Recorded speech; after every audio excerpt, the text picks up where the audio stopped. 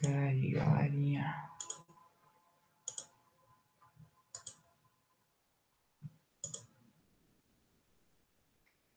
Peraí, gente.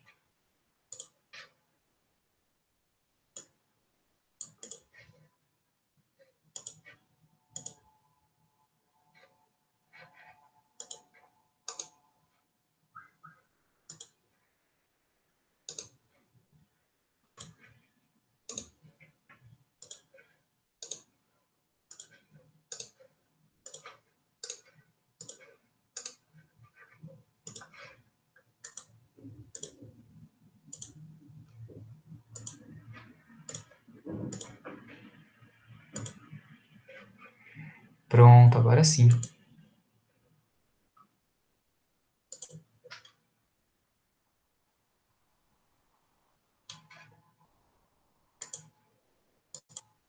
Ó, vocês conseguem me ouvir certinho?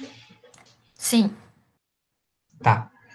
Essa primeira questão teve algumas incorretas aqui, que, por exemplo, aqui no quadrado verde, aqui nessa opção verde também, e ela pedia simplesmente para a gente caracterizar uma célula procarionte. E sempre lembrar que uma célula procarionte vai estar atrelada a uma bactéria, né? Que pertence ao reino Monera.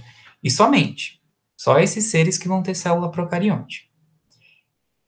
E aí, a única. Uma característica muito marcante nesse tipo de célula é que a única membrana presente é a plasmática. Percebam que as organelas que estão em células eucariontes, que definem uma célula eucarionte, nada mais são do que membranas. Tá bom, pessoal? Então, por exemplo, uma célula procarionte não pode ser definida pela presença de muitas membranas e organelas, né?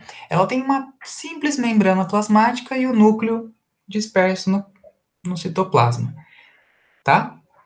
E quem tem célula procarionte, como eu disse para vocês, por que não pode ser o quadrado? Porque vírus, gente, não é considerado célula. A gente vai entender direitinho na aula da semana que vem. Eu também coloquei uma reportagem super legal do Jornal Nacional lá no Classroom para vocês, que vale muito a pena ver. Muito provavelmente vai cair alguma coisa sobre no vestibular, então a gente vai reforçar bastante essa tecla com vocês esse ano, tá? Resta alguma dúvida nessa questão?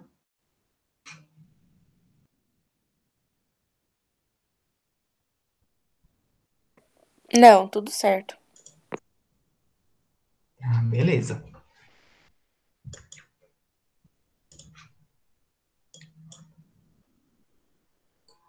Eu tô indo da que teve mais erros para que teve mais acertos, porque não vai dar tempo de fazer toda a correção. Essa aqui era um verdadeiro ou falso. E aí, só para vocês terem a certeza de que, ó, bactéria é unicelular. Não existe bactéria pluricelular. Logo, toda célula procarionte vai ser unicelular. Tá, pessoal? E aí, lembrando, né? Eu reforcei isso daqui também nessa última questão da membrana plasmática. Uma coisa para vocês terem em mente: todos os seres vivos têm membrana plasmática, tá? Todos os seres vivos. E lembre-se também que bactéria é sempre unicelular.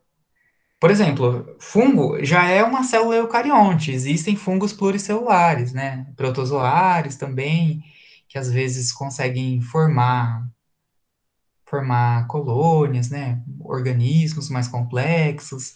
Mas, enfim, era, era essa a questão. É só uma correção, gente. Eu falei agora protozoário. Geralmente, protozoário também é unicelular, tá? Só que aí protozoário é célula eucarionte. Beleza? Resta alguma dúvida? Fica claro? Ficou. Tranquilo, então, pessoal. essa hora da noite, vocês estão cansadinhos, mas a gente também, professores, já está no final do expediente, o Tico e o Teco já não está funcionando 100% também, né, Sabrina? Sim, bem isso. Já Mano, tá, ainda. mas a gente vai que vai.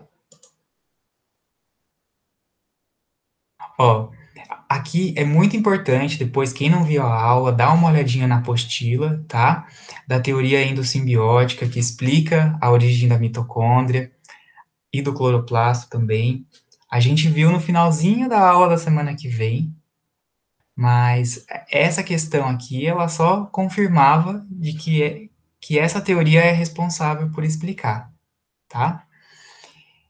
As evidências que a gente tem hoje em dia de que essa teoria é verdade são as seguintes: a organela, mitocôndria e cloroplasto são as únicas que têm DNA próprio, tá?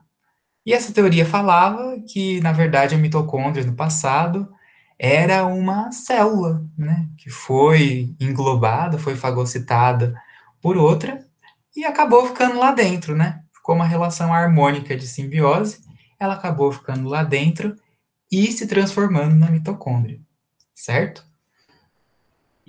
Mas vejam, leiam com mais calma e qualquer dúvida vocês chamem a gente. Fica claro essa parte ou vocês querem perguntar alguma coisa? Querem que eu fale com mais detalhes?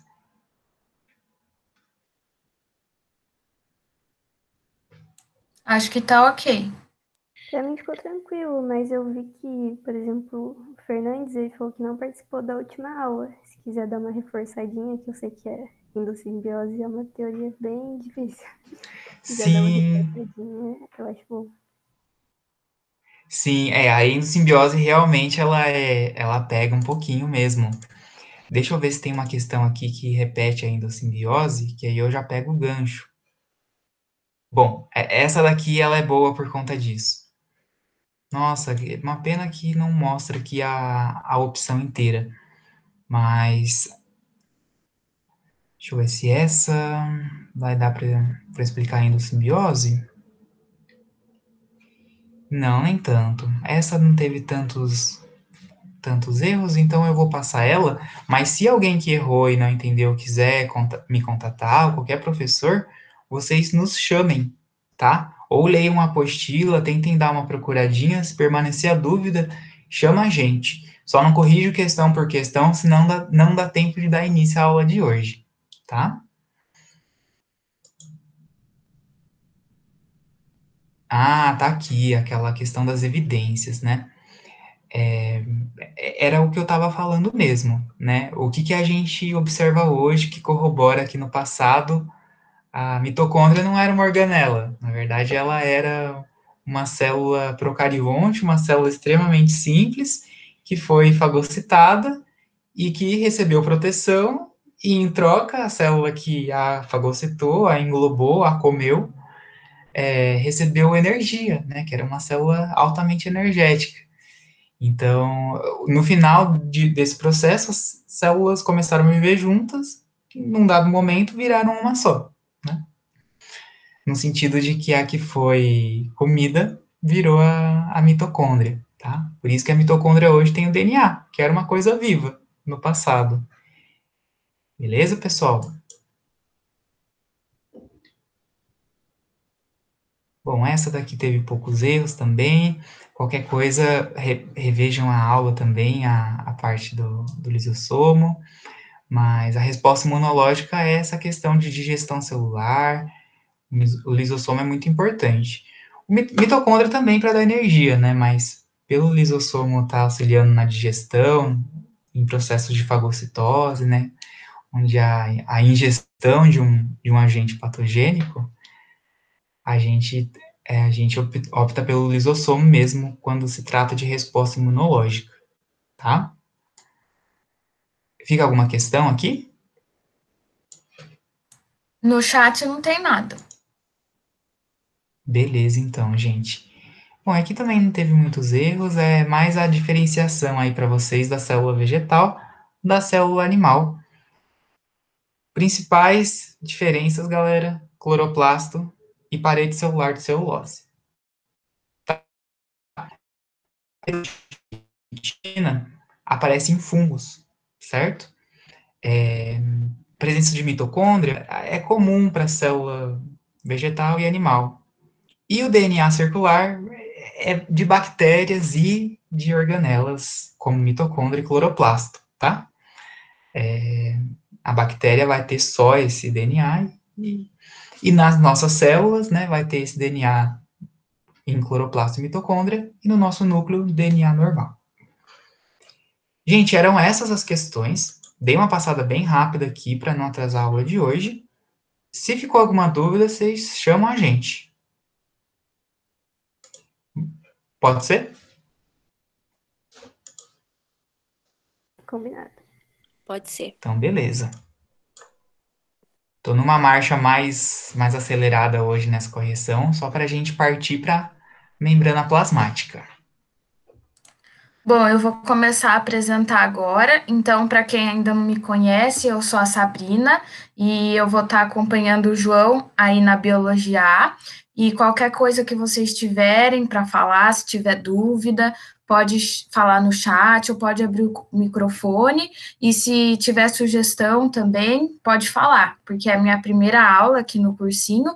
Então, se eu falar muito rápido ou muito devagar, fiquem à vontade, tá? Para falar, para tirar dúvidas, o João vai estar ajudando também nas dúvidas, se eu não souber responder alguma coisa. E é isso também, se precisar me chamar fora do horário de aula, também estou à disposição a qualquer momento, pode mandar mensagem no Whats. Então, eu vou começar a apresentar aqui a segunda aula de Biologia A, que é a membrana plasmática. Peraí, deixa eu achar.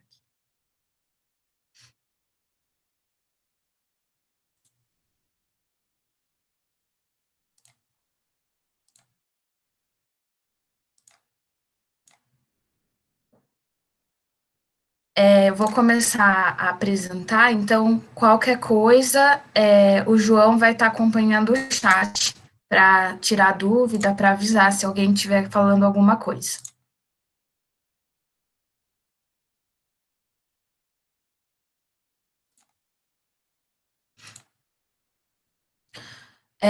Vocês estão vendo a tela, tá ok? Sim, tá ok. Tá bom, então. Bom, então essa é a nossa segunda aula, que é a membrana plasmática. E eu vou estar falando com vocês sobre esses itens aqui, esses tópicos, que vai ser a definição da membrana plasmática, estrutura, função, transporte através da membrana e especializações da membrana. Se eu falar muito rápido, pode me parar ou se tiver dúvida também. Então, começando, né, pela definição da membrana plasmática, então, ela é uma membrana que envolve o citoplasma da célula. Então, como o João explicou a semana passada, né, o citoplasma é dentro da célula onde está as organelas e o núcleo, e ele explicou daí das organelas para vocês. E então essa membrana ela vai separar o meio intracelular, que é o que está dentro da célula, do extracelular do ser vivo. Aí, aqui falando um pouquinho da estrutura dessa membrana, então, ela tem uma estrutura que eles chamam de lipoproteica. O que é isso? Então, lipo tem a ver com lipídios e proteica com proteínas. Então, lembrando que lipídios são gorduras, né? E as proteínas. Para entender um pouquinho, então, esses lipídios, eles são chamados de fosfolipídios, que o fósforo tem a ver com o fosfato e o lipídios com o lipídio. Então, para entender um pouco a diferença deles, o fosfato, ele é hidrofílico e o lipídio é hidrofóbico. O que é isso? Então, como o João sempre fala, né, na biologia, geralmente cada pedacinho da palavra tem um significado. No caso aqui de hidrofílico, hidro é a água e fílico é que tem atração. E hidrofóbico, então lembrando que fóbico é tipo que tem fobia, então ele quer ficar longe, ele não se atrai, ele tem tipo medo. Então o fosfato é a parte que atrai a água e o Lipídio é a parte que faz com que não atraia, né? Então, fica longe da água, que é distância da água. Tranquilo por enquanto? Nenhuma dúvida? Não, tá tudo certo. Tá Aí bom, então. pensem, galerinha, ó, uma membrana plasmática que está fora que está delimitando, né, o que é meio extracelular e o que é meio intracelular. Qual a importância de você ter uma substância que gosta da água e outra substância que tem fobia? Pensem aí. Se quiserem abrir o microfone, colocar no chat. Ó, então eu vou dar continuidade, mas qualquer coisa podem ir falando no chat, o João tá vendo. Eu vou mostrar aqui porque vai ficar mais fácil de vocês entenderem o que eu estou falando. Então, só uma observação: essa membrana plasmática, ela é conhecida, assim, chamada como mosaico fluido, porque ela tem essa aparência aqui. Então, é uma bicamada fosfolipídica, né? Que lembrando que é o fosfato e os lipídios, e aí tem a parte hidrofóbica, que atrai, quer dizer, que repulsa a água, e a parte hidrofílica que atrai a água. Então, aqui é o meio extracelular, aqui é o meio intracelular, né? Então, tem duas vezes essa camada, por isso que chama bicamada. Bom, agora partindo para a função da membrana plasmática. Então, essa membrana ela tem uma função de permeabilidade seletiva. Então, ela é uma membrana semipermeável, então ela não é totalmente permeável, mas não é totalmente impermeável. E ela tem essa função de selecionar as substâncias que podem entrar ou sair da célula. Então, ela funciona como um filtro, ela vai decidir o que pode entrar e o que não pode entrar, tá? Um exemplo que eu esqueci de dar, que talvez fique mais fácil de vocês entenderem essa parte aqui de hidrofóbico e hidrofílico, é que, por exemplo, o lipídio, que é a gordura, ele é hidrofóbico, então ele não vai se misturar com a água. Se vocês quiserem fazer o teste, dá para vocês, por exemplo, pegar um copo de água e pingar um pinguinho de óleo de cozinha. Vocês vão ver que o óleo ele vai ficar ali sozinho e não vai se misturar com a água, tá? Se quiser fazer alguma observação, se tiver alguma dúvida no chat. Ó, a Sofia levantou a mão. Pode falar, Sofia. Eu queria perguntar se as organelas elas ficam onde é hidrofóbico ou hidrofílico. Quer responder, João? Sim. Então, as organelas elas ficam para o meio extracelular, né? Então, teoricamente, elas ficam viradas para o fosfato, que é. Agora me deu um bug, eu não sei se. Hidrofílico. Eu não sei se é o fosfato ou se é o lipídio. É Mas o fosfato mesmo, que é o é o hidro. fosfato, né? Ah, beleza. Então elas ficam voltadas para o lado do fosfato, que é o meio extracelular, Sofia. Mas assim, as organelas, assim, pense mais essa questão da hidrofobia e da hidrofilia, mais como essa questão de permeabilidade seletiva que a Sabrina colocou para você. Então, ela é uma camada que ela é como se fosse um bloqueio, né? Porque você tem uma parte que repele água e outra parte que não repele água, né? Então, só vai entrar exatamente o que a célula quer. Tá? E não é fácil entrar na membrana, porque se fosse, tudo ia entrar. O que tá lá dentro fica protegido, assim, mas nesse sentido de sair, não. De organelas, assim, elas ficam lá, não tem muito essa interação.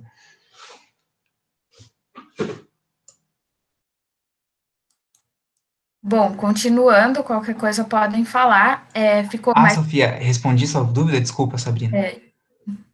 Sim, sim. Foi? Ah, beleza, então.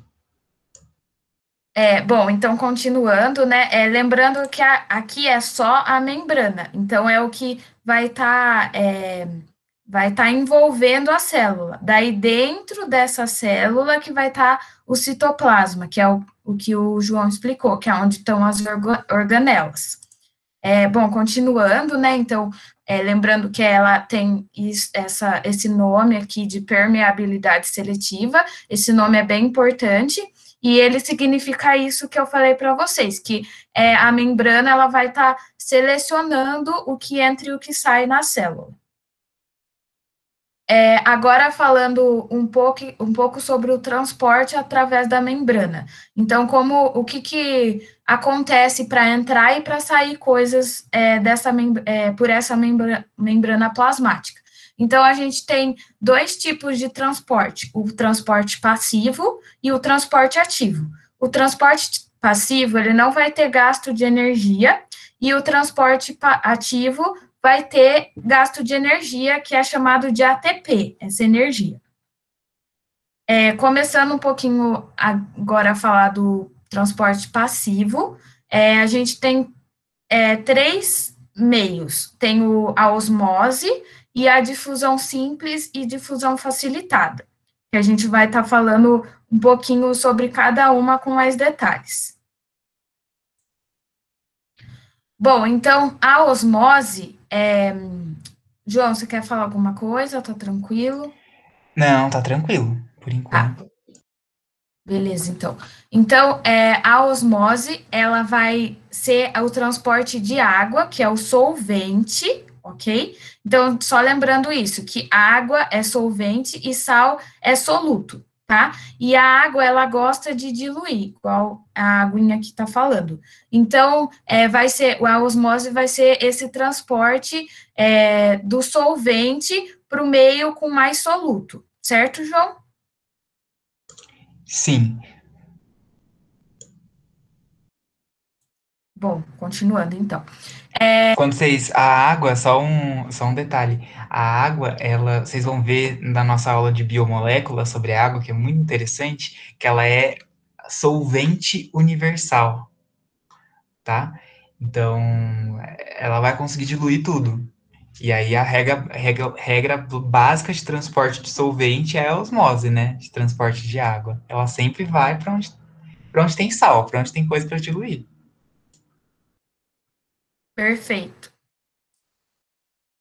Bom, então aqui, né, continuando, tem 3 meios que pode estar ocorrendo na célula. A célula, ela pode estar em uma solução hipotônica, uma solução isotônica ou hipertônica. Então, lembrando que hiper é muito, né? Então, é quando ela é mais concentrada em soluto, que seria o sal. Aí aqui isotônica, quando ela está mais equilibrada, e hipotônica é quando tem mais solvente, que é a água. Então, vocês podem ver que aqui ela está murcha e aqui ela está mais inchada. E acho que é isso, né, João? Tem mais alguma coisa para acrescentar? Sim, é isso. Então, sempre pensem, pessoal, que isotônico, não sei se vocês já beberam Gatorade, mas está escrito lá, bebida isotônica. Significa que não é algo que vai me desidratar, é algo que vai me hidratar, mas no sentido de manter o equilíbrio entre os sais minerais do meu corpo, certo? Não, por isso que é uma bebida boa quando a gente perde muita água, é importante repor, principalmente os sais minerais. E aí, solução hipertônica e hipotônica costuma dar muita confusão no vestibular, o negócio confunde demais. Gravem o prefixo hiper, tá?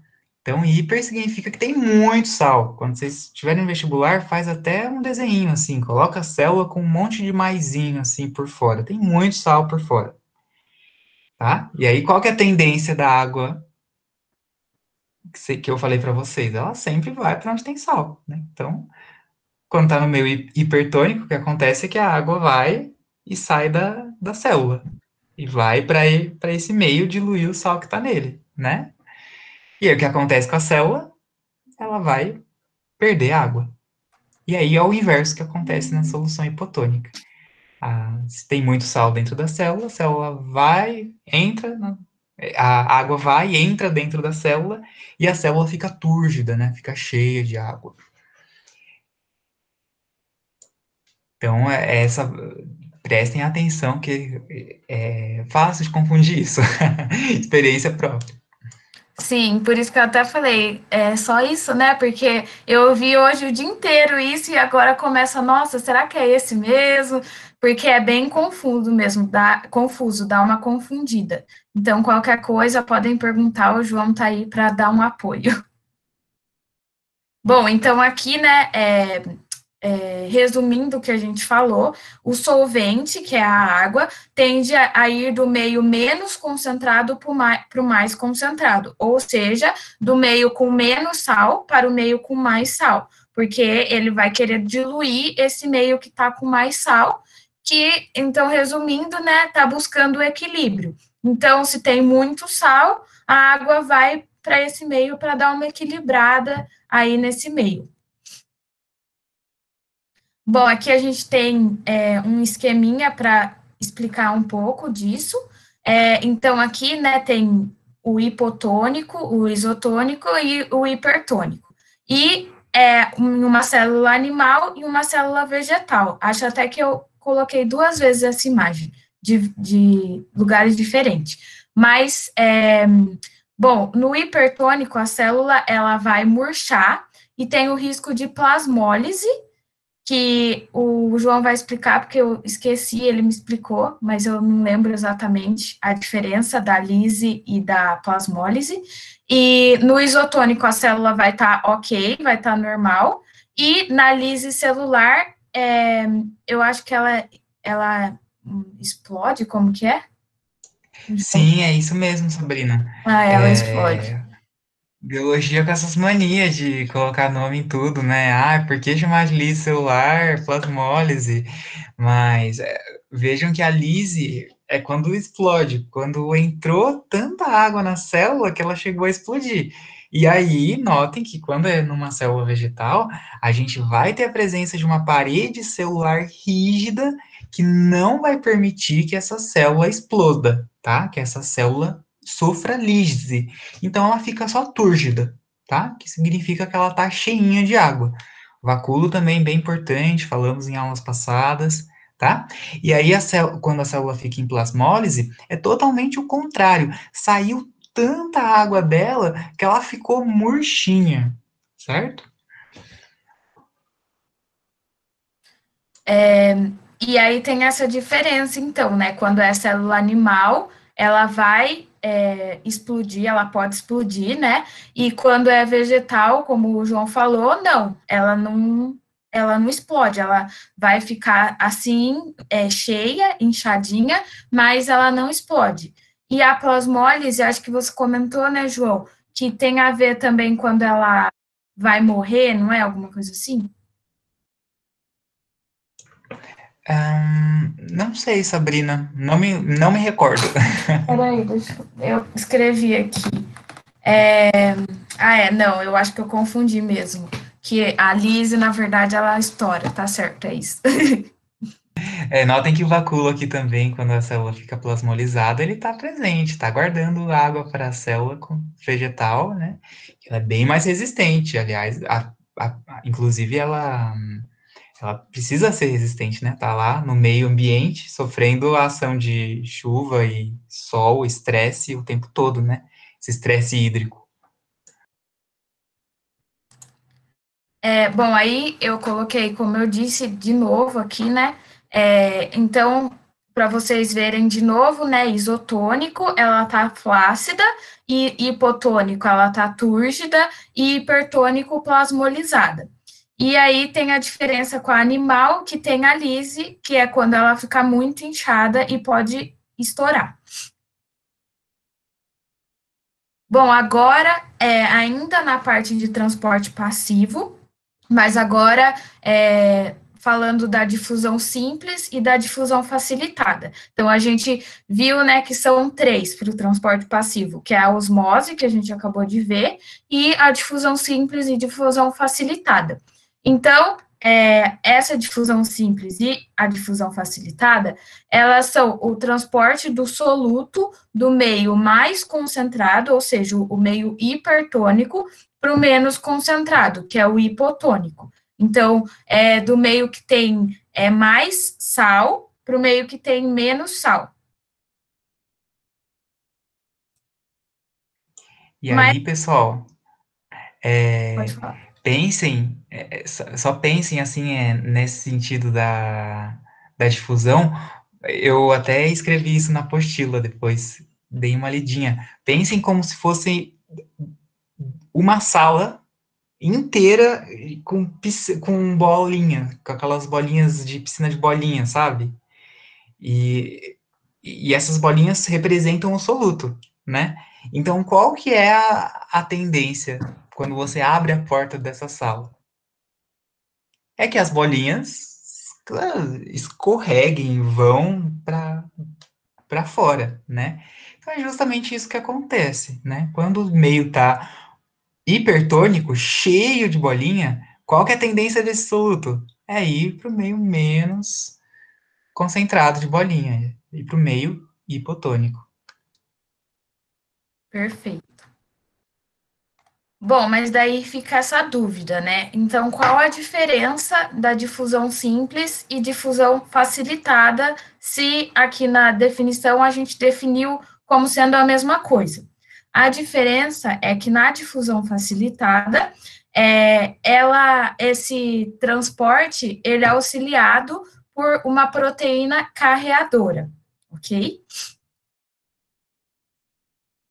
Então, a gente tem aqui um esqueminha para vocês entenderem. Então, a gente tem o espaço extracelular, né, o meio fora da célula, e aí isso daqui é a proteína carreadora ou transportadora, e aí vai entrar aqui a molécula de alguma coisa, e essa proteína, ela vai ajudar, ela vai facilitar essa entrada para dentro da célula, ou seja, para o citoplasma.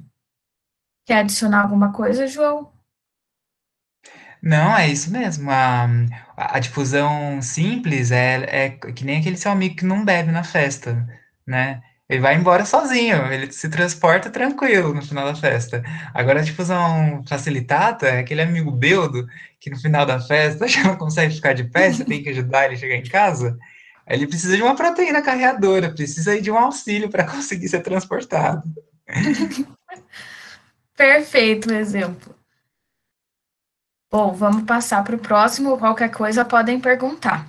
E aí a gente vai para o transporte ativo. Então, a gente viu o transporte passivo, que foi aqueles 3, e agora a gente vai para o transporte ativo, que é com o gasto de energia, ou seja, ATP.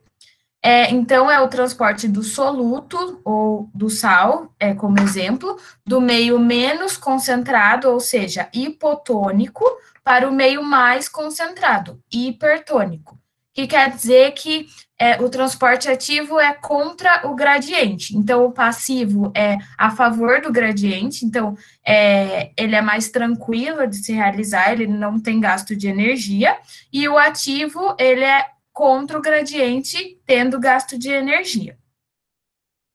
Sim, imaginem vocês agora naquela sala, cheia de bolinha, e as bolinhas estão querendo sair pela porta. E aí vocês não podem deixar as bolinhas saírem pela porta, porque agora, no transporte ativo, vocês precisam colocar o soluto para o meio mais concentrado. Então é como se vocês estivessem pegando todas essas bolinhas querendo sair e tacando para dentro, onde já tem um monte de bolinha. Vai gastar energia ou não vai? Por isso que o transporte ativo gasta ATP, gente. Perfeito. E aí, um esqueminha para vocês verem a diferença. Então, como o João explicou, né, no passivo tem a difusão, que é bem simples, não precisa de ajuda, nada, ele passa direto, tranquilo, e é a favor do gradiente. E a difusão facilitada é quando tem a ajuda de alguém, né, no caso da proteína carreadora, então ela vai passar assim com essa ajudinha dessa proteína, que é no esqueminha esse negocinho aqui. E o ativo também vai ser diferente, porque ele vai precisar da energia, então vai precisar do ATP, e aí ele vai usar essa energia para ultrapassar, então ele vai estar indo contra o gradiente. Tranquilo por enquanto? Tá tranquilo, João, o chat? Aqui no chat tá de boa. Beleza. Bom, é 10h30. Será que a gente faz mais algum, João? De transporte ativo, acabou, certo, Sabrina? Sim. Ah, e agora já seria Agora já seria o os final. tipos de transporte ativo, né? Sim. Eu acho que a gente consegue finalizar na próxima aula. O que você acha, Sabrina? Acho que sim, porque essa parte, apesar de ser rapidinha, ela tem uns conceitos meio chatinho, né? Ah, então acho que a gente na próxima aula consegue finalizar essa aula, esse conteúdo. Sim. Tranquilo, gente? Ficou alguma dúvida? Vocês querem fazer algum comentário? Fiquem à vontade, gente. Bom, a gente vai disponibilizar a aula para vocês. Qualquer coisa, pode tirar dúvida. Aí a gente finaliza, esse assunto na semana que vem. E qualquer coisa é só chamar a gente. Sabrina, quando a célula explode, aí ela morre, né? No Sim, caso, a célula animal, né, que explode, porque a vegetal, ela não chega a explodir, ou chega também. isso mesmo, né, João? Só a célula animal que pode explodir, né? Que pode ocorrer a lise. Na célula vegetal não ocorre lise. Ela só fica túrgida, né, João? Sim, sim. Eu acredito que se for muita água, a célula, por outros motivos, assim, acredito que porque a raiz, ela é o órgão vegetal responsável pela respiração, pela absorção de oxigênio. Se você encharca a sua plantinha de casa, você vai impedir que ela respire. Sim, as plantas também respiram, iremos entender, né? Então ela não morre por esse motivo que a gente está vendo aqui, mas morre por outro, se colocar muita água, tá? Mas acho que era isso, né? A célula vegetal realmente não vai sofrer lise, tá? A parede celular, ela é bem resistente. Tranquilo? E quando a célula animal, ela morre, ela vai ter que ser substituída por outra célula, que vai ser, tipo, copiada por meiose, sei lá o que. Sim, Sofia, uma boa observação sua. A, as nossas células, elas estão constantemente sendo renovadas, né? A gente vai ver na aula de meiose direitinho como ocorre esse processo. No nosso corpo, geralmente, eu desconheço que a lise celular seja algo comum, né? Mas, de qualquer jeito, as células, elas passam por um processo de renovação, elas morrem e são substituídas por outras. E acredito que se houver um processo de lise no nosso corpo, elas também vão sendo renovadas. Agora, se sofrer muita lise, a pessoa pode morrer. Vou pesquisar depois se tem alguma doença, se tem alguma condição que acontece isso. Bom, é isso. Ninguém mais tem dúvida, ninguém mais quer falar ou acrescentar alguma coisa. Depois a gente vai disponibilizar a aula, o PDF também da apresentação. E eu acho que o João tem um Kahoot também, né, João? Já. Sim, tem um Kahoot sobre essa aula. Vocês preferem que eu solte ele agora para vocês fazerem ou na semana que vem, quando a gente terminar a membrana plasmática? Se cair perguntas do que ainda não foi explicado, eu acho melhor esperar. Ó, a Ana Carolina já colocou, pode soltar, já tá com sangue nos olhos para fazer o Kahoot. Vamos fazer assim, eu vou soltar o Kahoot com as questões referentes ao conteúdo de hoje, e aí na próxima semana eu solto com o restinho da aula de membrana plasmática. a gente vai ver que tem regiões do nosso corpo que a membrana plasmática fica diferente. Super legal, gente. Não percam os próximos capítulos com Sabrina. Bom, gente, é isso. Eu vou parar a gravação, então a gente está à disposição de vocês. Vou parar aqui. Boa noite.